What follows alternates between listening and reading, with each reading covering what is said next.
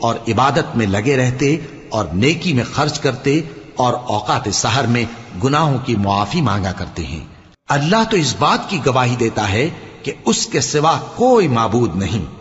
اس حال میں کہ وہ انصاف کا حاکم ہے، اور فرشتے اور علم والے بھی گواہی دیتے ہیں کہ اس غالب حکمت والے کے سوا کوئی لائق عبادت نہیں۔ دین تو اللہ کے نزدیک اسلام ہی ہے، اور اہل کتاب نے جو اس دین سے اختلاف کیا تو علم حاصل ہونے کے بعد آپس کی ضد سے کیا،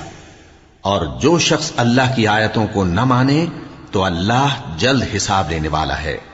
اے پیغمبر، پس اگر یہ لوگ تم سے جھگڑنے لگیں تو کہنا کہ میں اور میرے پیرو تو اللہ کے فرمانبردار ہو چکے،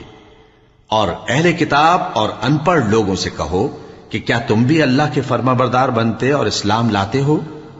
پس اگر یہ لوگ اسلام لے آئیں تو بے شک ہدایت پالیں، اور اگر